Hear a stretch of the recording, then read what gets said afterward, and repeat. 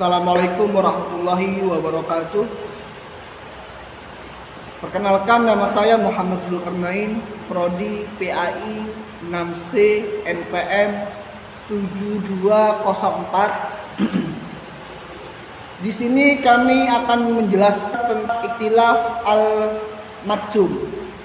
Ikhtilaf al-matsum adalah istilah merujuk pada perbedaan pendapat di antara ulama atau mazhab dalam Islam yang dianggap tidak sah atau tidak sah secara syar'i. Istilah ini digunakan untuk menyebut perbedaan pendapat yang dianggap lemah dalam landasan atau argumentasinya, atau tidak sesuai dengan prinsip-prinsip metodologi yang diakui dalam tradisi hukum Islam. Dalam kata lain, ikhtilaf matsum adalah perbedaan pendapat yang dianggap tidak dipegang teguh atau diakui dalam lingkup otoritas hukum Islam.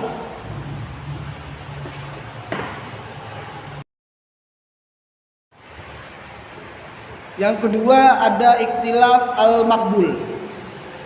Al-maqbul merujuk pada perbedaan pendapat yang dapat diterima atau diakui dalam konteks Islam fikih. Ini adalah perbedaan yang timbul dari penafsiran yang sah dan mendalam terhadap sumber-sumber hukum Islam seperti Al-Quran dan hadis.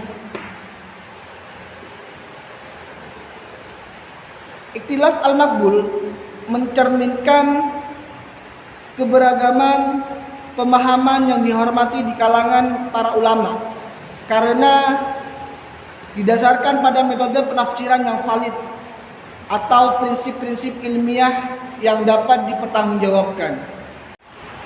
Ikhtilaf atau perbedaan pendapat bisa terjadi karena beberapa alasan, terutama dalam konteks keilmuan dan agama. Berikut beberapa penyebab ulama adanya ikhtilaf. Yang pertama, perbedaan dalam memahami naskah teks-teks agama, terutama Al-Quran dan hadis, seringkali memiliki berbagai interpretasi. Yang kedua, perbedaan metodologi. Ulama mungkin menggunakan metodologi yang berbeda dalam memahami atau menafsirkan teks-teks agama. Misalnya, ada yang lebih cenderung menggunakan pendekatan literal, sementara yang lain lebih kontekstual. Yang ketiga, variasi dalam riwayat hadis. Hadis sebagai sumber hukum Islam kedua setelah Al-Quran memiliki banyak riwayat yang terkadang berbeda satu sama lain. Perbedaan dalam penerimaan dan validasi hadis penerimaan dan validasi hadis bisa menyebabkan ikhtilaf. Yang keempat, konteks sosial dan budaya. Ulama dari latar belakang budaya dan sosial yang berbeda mungkin memiliki pandangan yang berbeda tentang masalah tertentu. Konteks lokal sering mempengaruhi interpretasi hukum Islam. Yang kelima, ada kondisi geografis dan sejarah. Sejarah dan kondisi geografis juga berpengaruh.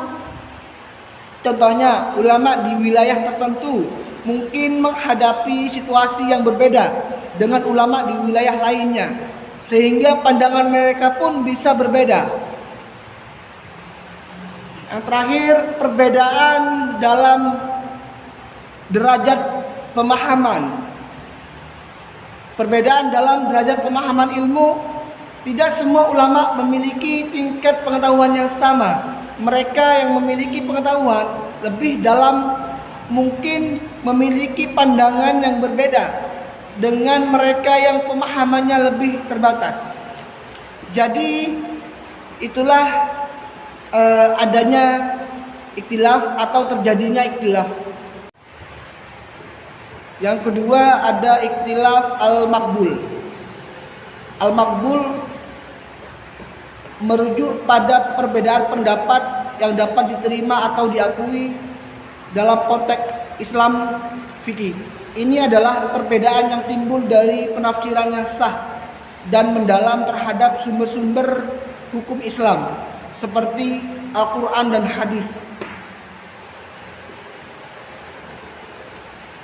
Ikhtilaf al-maqbul mencerminkan keberagaman pemahaman yang dihormati di kalangan para ulama karena didasarkan pada metode penafsiran yang valid atau prinsip-prinsip ilmiah yang dapat dipertanggungjawabkan. Yang ketiga, di sini ada ikhtilaf syaikh maqbul. Ikhtilaf syaikh maqbul adalah perbedaan pendapat yang terjadi di kalangan ulama yang didasarkan pada alasan yang sah dan metode penafsiran yang valid dalam hukum Islam fikih. Perbedaan ini muncul karena interpretasi yang berbeda terhadap sumber-sumber hukum Islam seperti Al-Quran, hadis, ijma, konsensus ulama, dan kias analogi. Ikhtilaf syaikh maqbul dianggap sehat dan konstruktif karena didasarkan pada upaya untuk mencapai pemahaman yang lebih baik tentang hukum Islam. Ikhtilaf perselisihan perbedaan. Ikhtilaf, kata ini berasal dari bahasa Arab yang berarti perbedaan pendapat atau perselisihan. Dalam konteks agama atau budaya Islam, ikhtilaf sering digunakan untuk merujuk pada perbedaan pendapat di antara para ulama atau dalam interpretasi hukum Islam fikih. Perselisihan ini merujuk pada situasi di mana ada konflik atau ketidakkesepakatan antara dua pihak atau lebih. Perselisihan bisa terjadi di berbagai bidang, termasuk hubungan pribadi, profesional, politik, atau sosial. Yang terakhir, perbedaan kata ini lebih umum dan netral, merujuk pada adanya ketidaksamaan antara dua hal atau lebih. Perbedaan bisa berupa pendapat, karakteristik, perspektif, atau aspek lainnya. Tidak selalu mengandung konotasi negatif seperti perselisihan. Sebagai contoh, dalam diskusi fikih, mungkin terjadi ikhtilaf di antara para ulama. Perselisihan sering terjadi dalam politik karena perbedaan ideologi. Terus ada contoh lagi, perbedaan antara dua budaya bisa dilihat dalam cara mereka merayakan hari besar. Yang terakhir, ikhtilaf menetapkan hukum Islam dapat diartikan sebagai perbedaan pendapat di antara ulama atau cendekiawan Islam dalam menentukan hukum-hukum agama Islam. Ini adalah fenomena umum dalam tradisi hukum Islam di mana terdapat ruang untuk interpretasi dan penafsiran yang berbeda terhadap teks-teks suci dan prinsip-prinsip hukum Islam. Demikian yang bisa kami jelaskan tentang ikhtilaf.